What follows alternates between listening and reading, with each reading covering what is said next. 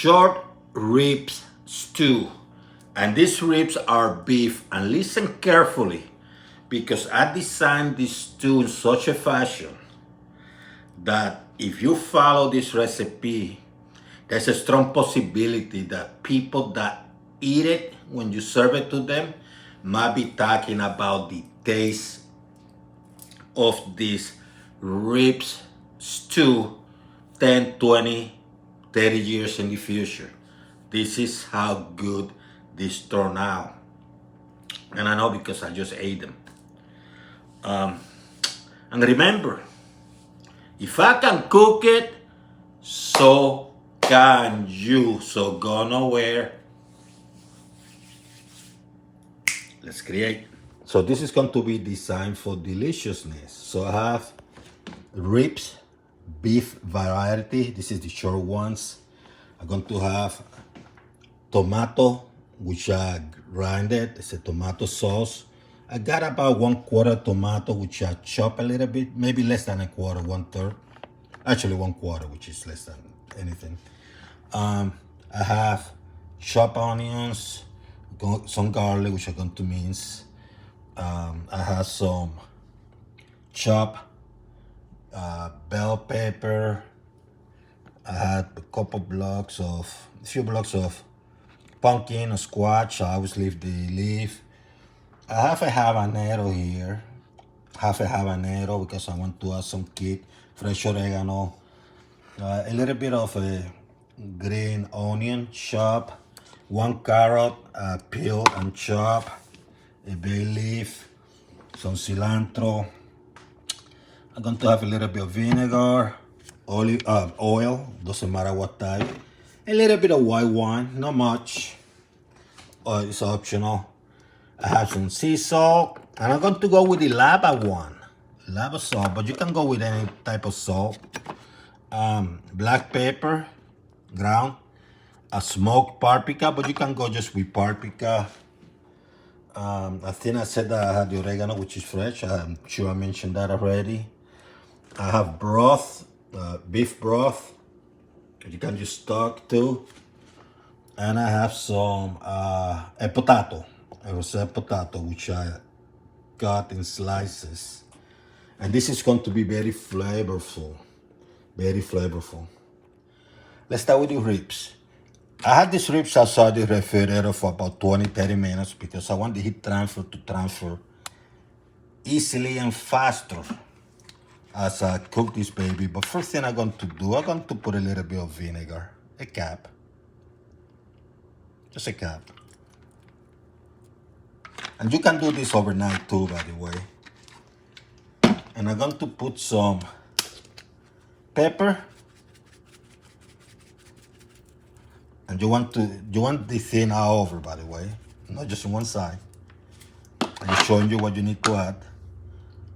And I'm going to put some of my lava salt, but you can go with regular salt.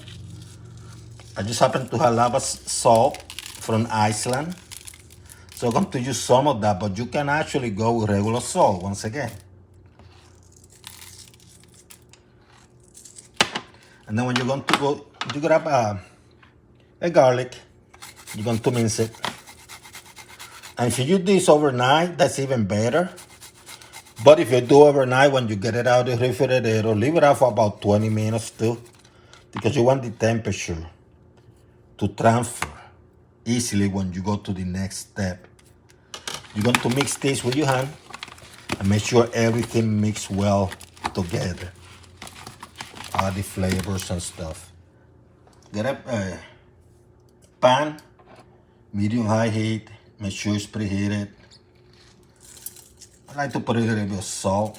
I'm going to stick with the same type, but you can go regular salt. Going with the lava. Going to get some of the oil. Any type of oil we do. I'm going with vegetable today.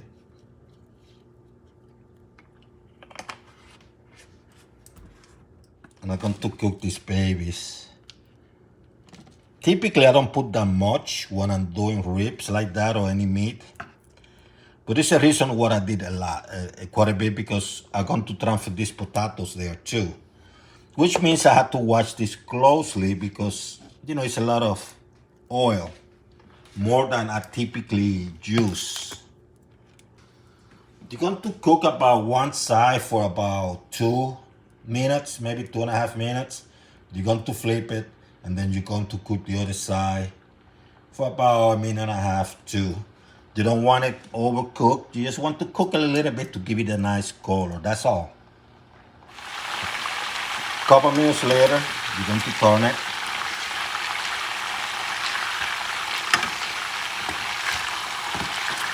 So once again, you don't have to use a lot of salt. You can use regular salt. But I like the rustic color that it gives it, that carbon looking color. Once you flip it, run it for a couple minutes, the other side. And what you do is you just take them out and let them rest for a little bit. Using the same oil, medium heat this time around, add the potatoes. And you want to poach them, meaning that you want them to soften. You don't want them fried, you just want to soften. And I learned this technique from Spain, to be more specific, so credit what credit's due. Pay attention, you have this at medium high. And you're going to use a little bit of extra virgin olive oil. Just a little bit. You're not even covering the whole thing, just a little bit, you know. See?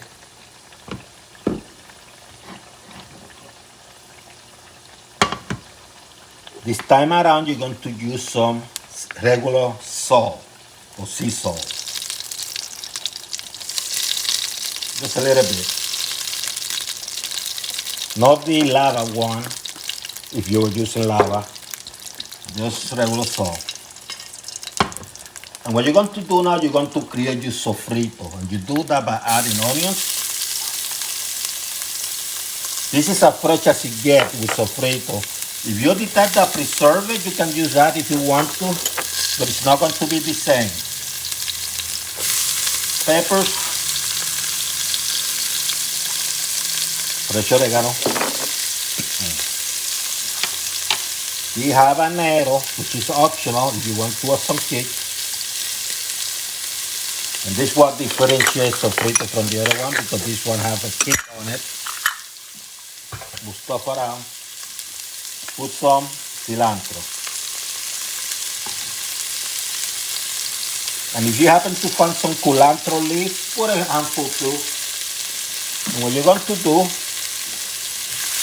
going to stir things around. Just a little bit. You want these flavors to mix.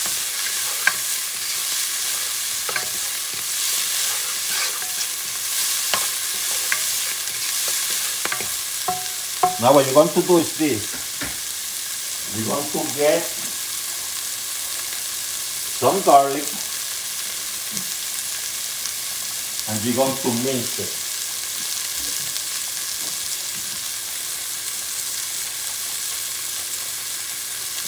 It doesn't have to be pretty.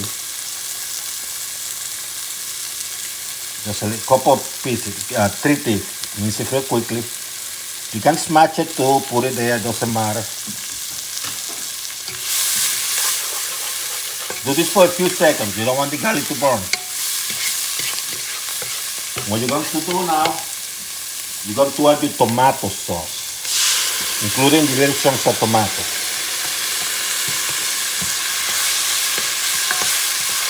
Mix these babies together. Next, some of that paprika. That's about 1/4 of a teaspoon.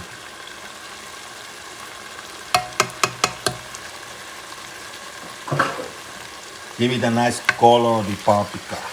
Paprika!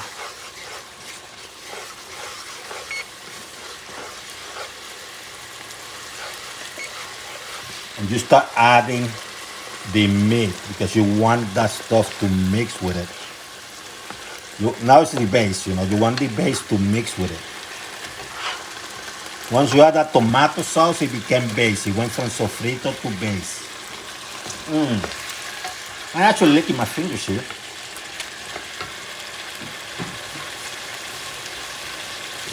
I was washing my hands. Mix things around. See?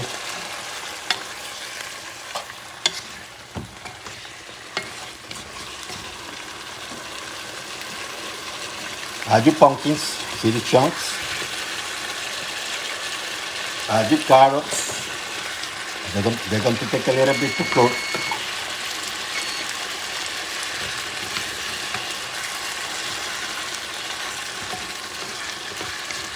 You mix things up. Real fine. And then what I'm going to do,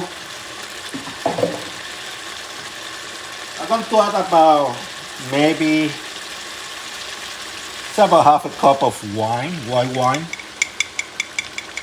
Somewhere between half to maybe quarter cup, not a lot. I'm using the good stuff because I drink it. If you cannot drink it, you cannot cook with it. That's the way I see it.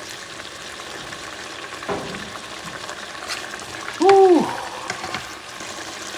Beef broth, if you don't have any, go with water. Or even vegetable broth. And I'm adding 2 cups. Because I want this to thicken a little bit. And actually, I'm gonna add, let's make it 3 cups. 2 cups is sufficient, but I'm going to put 3.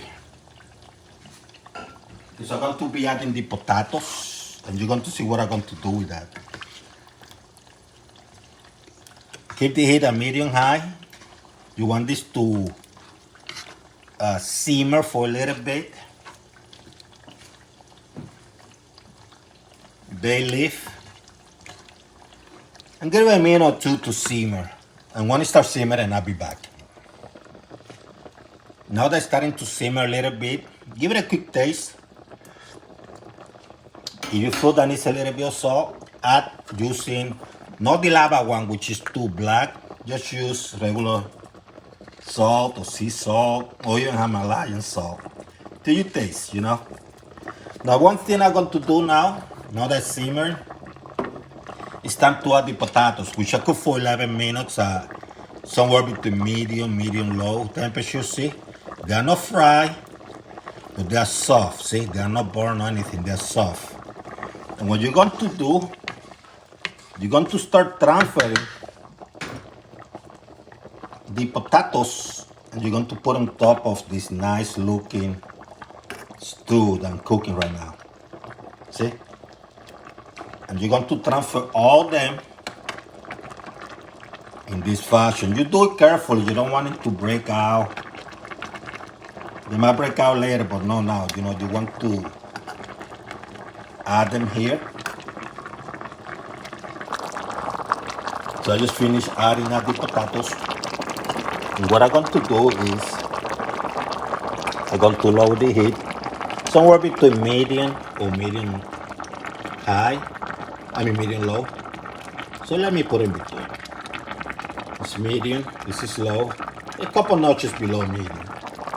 And what I'm going to do now, I'm going to cover this baby. I'm going to let this cook for about 30 minutes. 30 minutes. So after 30 minutes, I reduce the heat, set the timer for another 30 minutes. I have it now close to low. It's going to cook for 30 minutes. It's been 10 already. And I like to add some more cilantro for the final leg of this rice. And by the way, this is already cooked. It's just I wanted to take it to the point of perfection. I know it's cooked already because of the carrots, they're soft, you know. But I'm going to cook this for another 20 to 30 minutes at low heat. Cover it.